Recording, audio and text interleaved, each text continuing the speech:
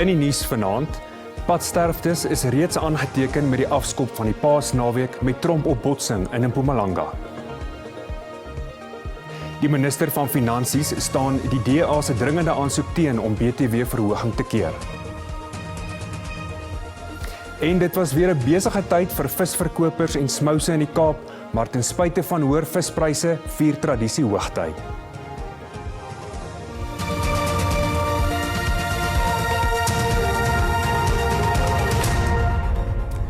Goeienaand en baie welkom by die nuus. Die registrateur van die Walter Sisulu Universiteit in die Oos-Kaap het onderneem om die personeellid wat in hegtenis geneem is in verband met die dood van 'n student te skors. Volgens Dr. Lulamile Ntonzima sal die veiligheidsmaatskappy ook onmiddellik van die kampus verwyder word. Alle studente is tot môre gegee om die kampus te verlaat. Die 24-jarige Sisonke Hombolekwa is eergister doodgeskiet en nog 2 studente gewond tydens voortdurende protesoptrede op die kampus. Die verdagte sal na verwagting Dinsdag in die Mthatha Landdroshof verskyn op aanklagte van moord en poging tot moord. Die minister van Hoër Onderwys en Opleiding, Dr. Nobuhle Nkabane, het vandag Hombolekwa se familie besoek. Intussen is 15 studente vanoggend beseer toe veiligheidspersoneel met rubberkoels en skokgranate op betogers losgebrand het. 3 van die studente moes hospitaalbehandeling ontvang. Die studente weier om die kampus te verlaat. Die minister het die voorval betreur tydens haar besoek aan Hombolekwa se familie in Masakana by Matatiele in die Oos-Kaap. Sy het vroeër bevestig dat hy wel 'n student by die WSU was, nadat die universiteit aanvanklik gesê het hy was nie 'n geregistreerde student of personeellid nie. Sy het bevestig dat 'n taakspan aangewys gaan word om die studente se griewe te ondersoek. Volgens Hombolekwa se familie kan hulle nie 'n begrafnis bekostig nie en het die regering vir hulp gevra. Hy was die familie se enigste seun. At this point, we don't have any commitments that we are going to make, but there is going to be a task team that is going to look at that, which is going to be led by the family, working closely with the Director General of the department. And I also said to the DG, he must also speak to the university, the VC, to see how best are we going to try and meet each other halfway as to ensure that we give them a befitting send-off. Die skietery Dinsdag het blykbaar plaasgevind toe Hombolekwa en sy medestudente betoog het oor die toestande by hulle koshuis. Altesaam 36 persone is gister in die Limpopo grensgebied in hegtenis geneem wat die land onwettig wou binnekom. Die grensbestuurowerheid wat meer beamptes by die Beitbrug grenspos in Messina in Limpopo ontplooi het, sê hy verwag nog meer arrestasies oor die Paastyd. Tientalle reisigers beweeg jaarliks gedurende die Paasnaweek oor die grens. Meer as 2600 beamptes is deur die grensbestuurowerheid ontplooi om 'n oog te hou oor reisigers wat of na Zimbabwe of na Suid-Afrika reis. Owerhede span ook hommeltuie in om aktiwiteite in en om die grenspos te monitor. We actually get them arrested. We don't deport facilitators. We take them to a police station. In this instance, we take them to Komati Port and we charge them for aiding and abetting according to Section 49 of the Immigration Act. And what basically happens is the colleagues that are on the ground who are wearing body cams, we are able to direct them as per the data that comes from the drones, through which we are able to make sure they go specifically to a particular area using the coordinates and of course AI, as we have indicated, to be able to get those people intercepted. Die grensbestuurowerheid word bygestaan deur verskeie wetstoepassers, insluitend die polisie, die weermag, die Suid-Afrikaanse Inkomstediens en die Padverkeerbestuurskorporasie. Our plan starts from resourcing the infrastructure, ensuring that we have adequate boots on the ground, we have adequate staff, our systems are working, we have managers who are here, commissioners to support, the operation and provide oversight. Verkeersvolume sal na verwagting tot môre toeneem. Die Paasnaweek het reeds op 'n somber noot begin. 'n Trompopbotsing op die N4 tolpad tussen Belfast en Mashada dorp in Mpumalanga het die lewens van 5 mense geëis en 3 ander is ernstig beseer. Die woordvoerder van die Departement van Gemeenskapsveiligheid, Sekuriteit en Skakeling, Moeti Musi, sê die nat weerstoestande het moontlik tot die ongeluk bygedra. Dit terwyl verkeer op die land se paaie skerp toegeneem het voor die lang naweek. Motoriste word versoek om te alle tye versigtig te bestuur. Die Trans-African Concession sê dis ook reg vir die lang naweek. For this weekend, we're obviously on full alert in terms of Track Assist. Track Assist is the free roadside assistance unit that Track has to assist the road users on the N4 free of charge, 24 hours a day. So they're on full alert. Our 24-hour help desk is on full alert. And of course our plazas are fully manned, especially for those peak periods that we are expecting. In Noordwes word swaar verkeer verwag op die N12, N18, N4 en ander streekpaaie. Owerhede het 'n beroep op padgebruikers gedoen om padreëls na te kom en beklemtoon dat wetteloosheid nie geduld sal word nie. Ons paaie is besig en ons verwag dat die paaie meer besiger sal raak soos wat ons nader kom aan die Paasnaweek. Ons versoek dat almal asseblief wanneer jy op die pad ry veilig sal wees en dink vir die ander gebruiker ook van die pad, nie net aan jouself nie, en kom daar en maak seker jy is veilig.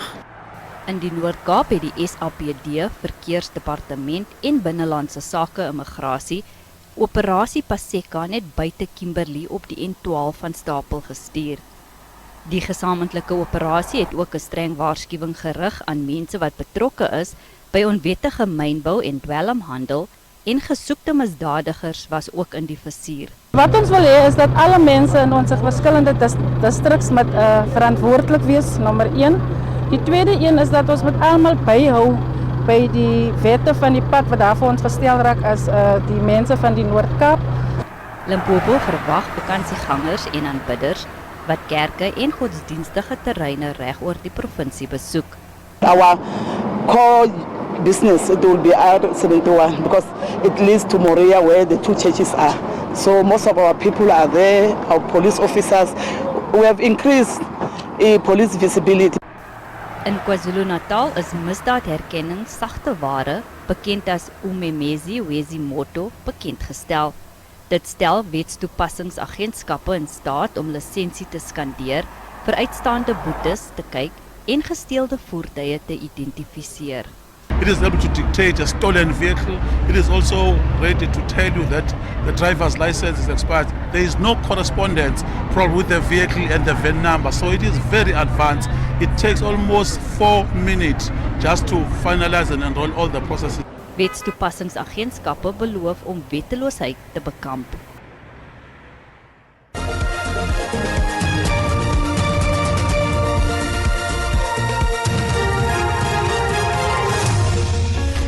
Die Gautengse polisie soek na verdagtes wat die bestuurder van 'n skole vervoerbusie doodgeskiet het. Die 60-jarige bestuurder is verskeie kere getref. Die laerskoolkinders is by 'n skool in Sophiatown, Johannesburg afgelaai. Die bestuurder het daarna by 'n stopstraat gestop waar die voorval plaasgevind het. Uitspraak is voorbehou in die Vrystaatse Hooggeregshof in Bloemfontein in die lastersaak van die adjunk nasionale kommissaris vir misdaadopsporing, luitenant-generaal Shadrack Sibiya, teen die selferkende vletjieblaser Patricia Morgan Mashale.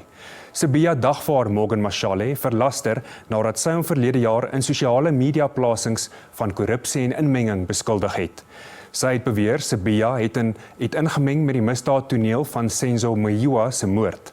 Sy beweer ook hy het omkoopgeld van die sakeman Louis Liebenberg ontvang. Die hof gaan na verwagting volgende week uitspraak lewer.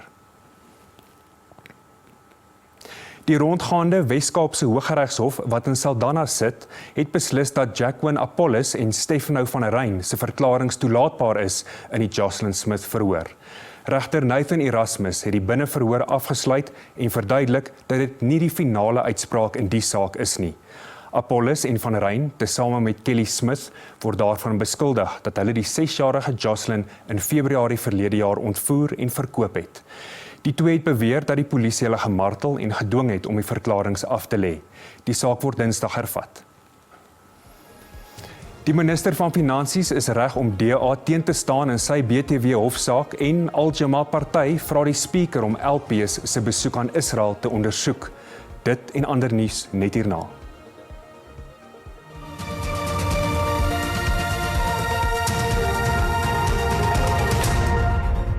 Welkom terug. Die minister van Finansies, Enoch Godongwana, het sy beantwoordende verklaring bekend gemaak oor die DA se dringende hofaansoek teen die inwerkingtreding van die BTW-verhoging op 1 Mei. Die DA vra ook dat die fiskale raamwerk wat op 2 April deur die parlement aanvaar is, tersyde gestel word.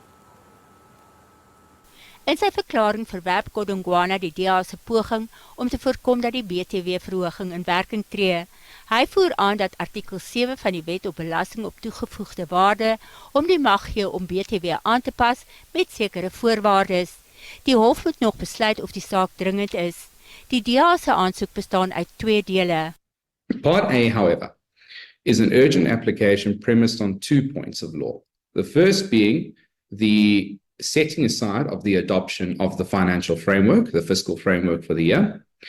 And then the second part, which is the most important part, is the suspension of the operation of the implementation of the VAT hike.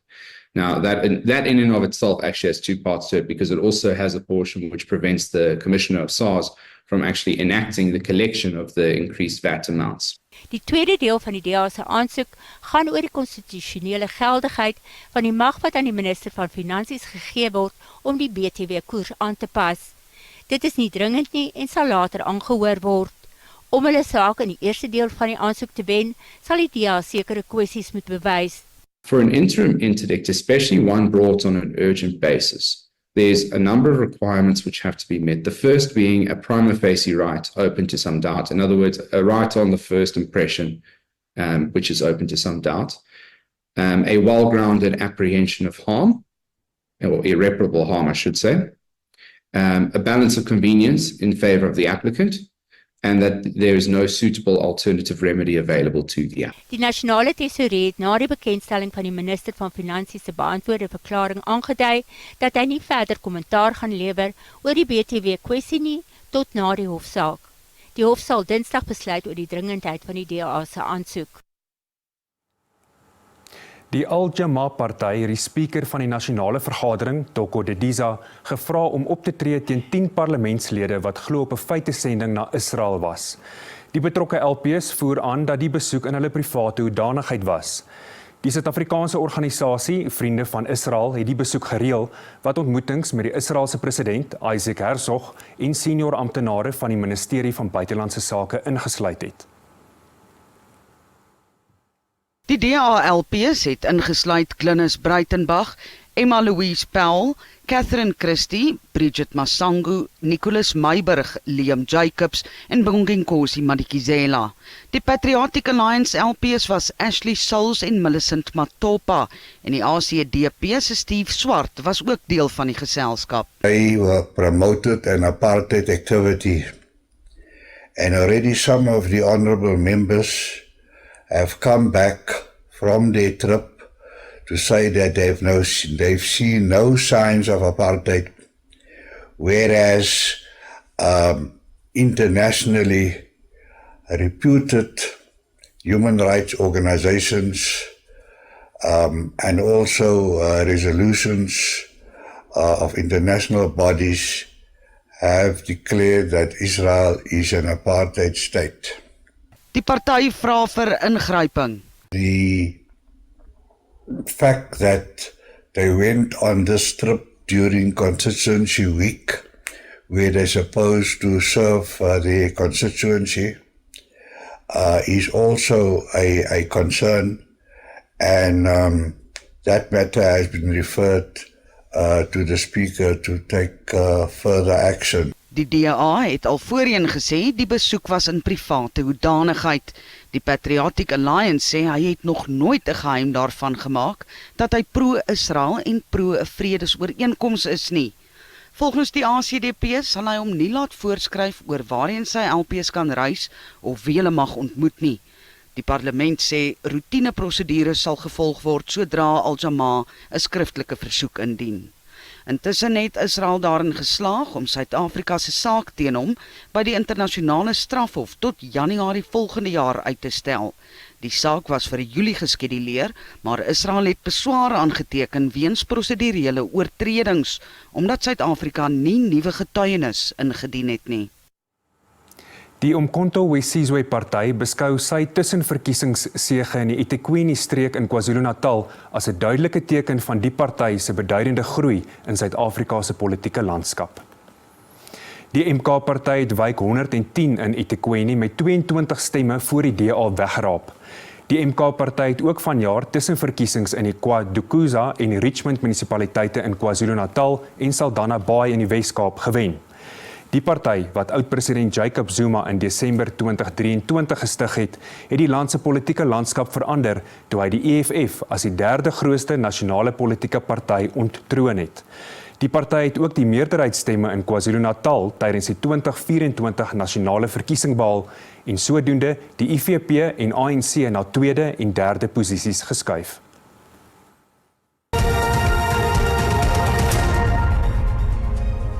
Kom ons kyk hoe die markte kort gelede om 8 uur vertoon het.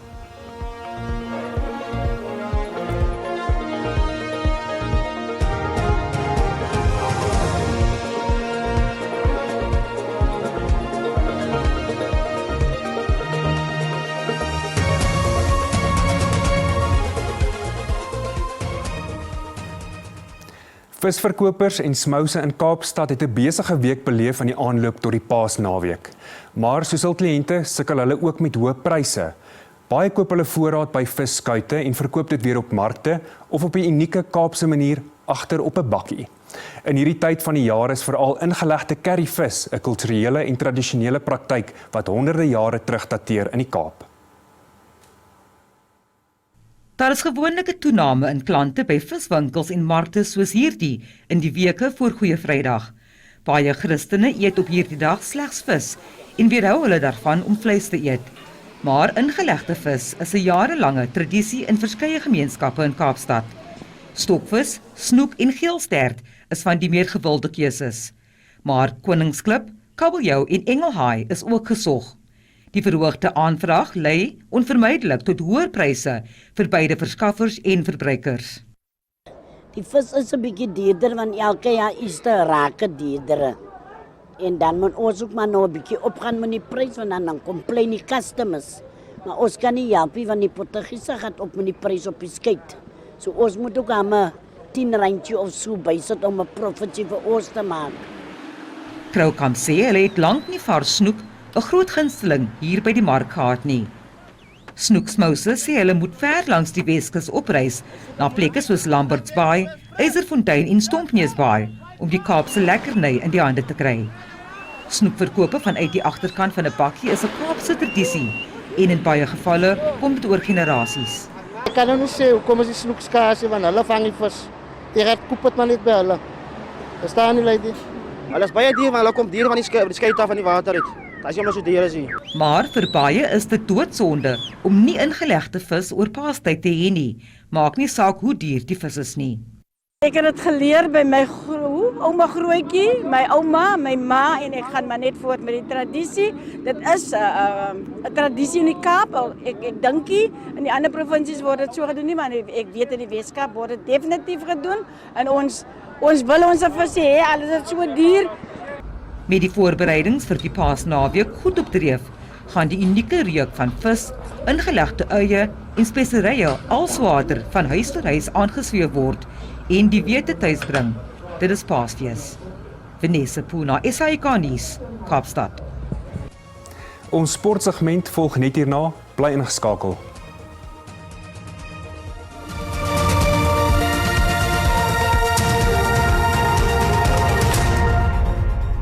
En dis dan waar ons vanaand volstaan. Ons is môre aand weer terug op S3 en ons wens jou 'n veilige en 'n geseënde Paasnaweek toe. Totsiens.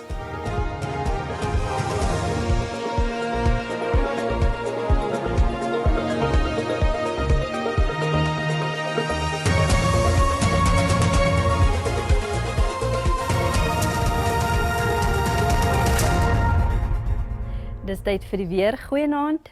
Welkom. Vannag baie mooi weer oor groot dele van die land. Dan sien ons ook 'n 30% kans vir reën wat strek vanaf die noord oostelike dele van die land.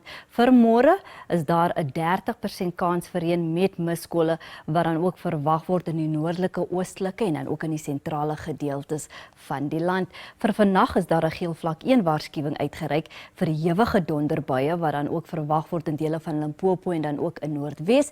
En dan vir môre is daar 'n waarskuwing uitgereik vir veldbrande wat dan ook verwag word in die noordwestelike dele van die Weskaap. Kom ons kyk nou na ons minimum en maksimum temperature. In Gauteng sien ons baie nat, Pretoria maksimum van 18, Carletonville 13, 17 en dan Springs het 'n minimum van 12 en 'n maksimum van 19. In Limpopo koel met reën wat verwag word in gedeeltes van die provinsie, Lephalale 15-27, Thabazimbi 13-25 en dan Polokwane het 'n maksimum van 20. Mpumalanga, Skukuza 18-22, Secunda 12-21 en dan Mashishing 13-20. In KwaZulu-Natal Vryheid 10-20, Kokstad 'n minimum van 6 en dan het ons Durban wat dan 'n maksimum van 23 bereik. In die Oos-Kaap sien ons Kumane het 'n maksimum van 23, KwaNodjoli 10-27 en dan Graaff-Reinet het 'n minimum van 7. In die Weskaap baie mooi weer en sonnig in die provinsie.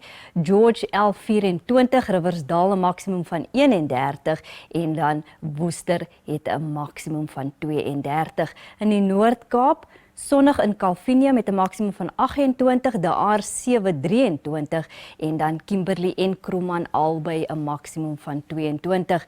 Verspreide buie en donderbuie in Vrystaat, Frankfurt 10-17 en dan Ficksburg het 'n maksimum van 16. Ten slotte Noordwes, ons sien verspreide buie en donderbuie, Ottosdal 12-21, Potchefstroom 'n maksimum van 19 en dan Schweizer-Reneke het dan 'n minimum van 11 en 'n maksimum van 21.